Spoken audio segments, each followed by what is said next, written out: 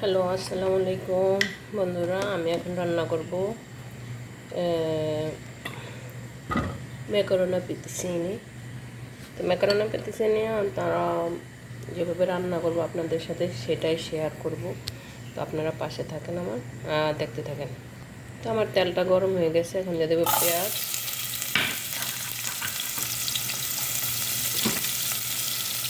দিয়ে ভালো করে ভেজে নেব। এদের জন্য তেল বেশি দেবো না, কারণ তারা খায় না, তেল মশলা একদম কম খায়।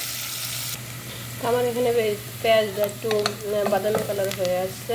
তো এখন আমি দিয়ে দিব মুরগির গোশত। মুরগির গোশতটা দিয়ে দেবো। মুরগির গোশতটা দিয়ে ভালো করে একটু ভেজে নেব। মুরগির গোশত দিয়ে ভালো করে ভেজে নিয়ে তারপরে যখন একটু হালকা হয়ে গেছে, তখন আমি বাকি মশলাগুলো দিয়ে দেবো। দেখুন, আমার এখন মুরগির মাংসটা একটু কষানো হয়ে গেছে। আর এখানে দিয়ে দিব ম্যাগি, ধনিয়ার গুঁড়া, জিরার গুঁড়া দিয়ে আরও একটু ভালো করে নেড়ে ফেলে নেব, যাতে মশলাটা মুরগির সাথে ভালো করে। আর এখানে আমি মুরগির বডিটা নিয়েছি। ওরা বলতে খায়, ওরা হাড্ডির মুরগি খুবই কম খায়। তো এখানে ভালো করে নেড়ে ফেলে নিয়ে মিশিয়ে একটু কষিয়ে নেবো ভালো করে। তো আমার মুরগিটা ভালো করে কষানো হয়ে গেছে। এখন দিয়ে দেবো দুধ।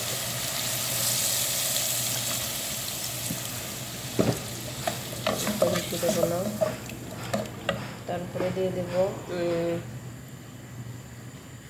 আলমারি কুকিং। এই যে এটা আলমারি কুকিং, এটা এই যে পাস্তা করে সেটা দিয়ে দেবো।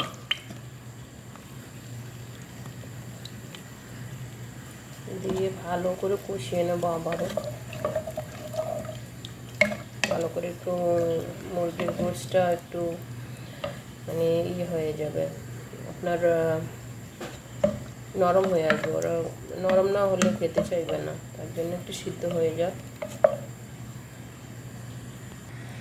তারপরে দিয়ে দিলাম এটা হলো কোকোনাট।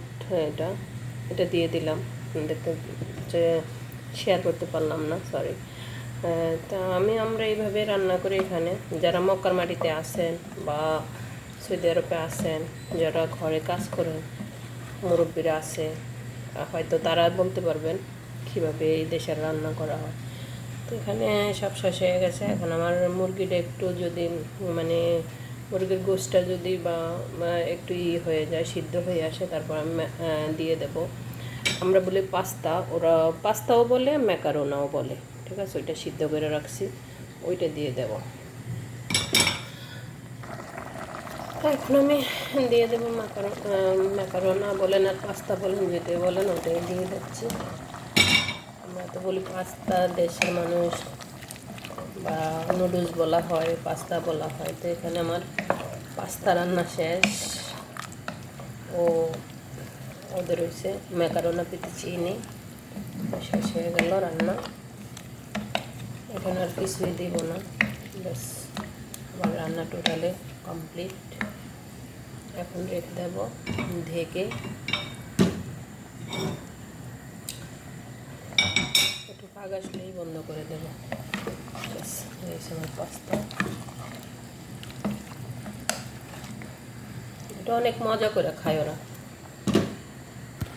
তো এখন ডেকে ধুয়ে দেবো। আর আপনারা আমার পাশে থাকার জন্য, ভিডিওটা কষ্ট করে দেখার জন্য অনেক ধন্যবাদ, আমার সাথে থাকার জন্য। আল্লাহ হাফেজ।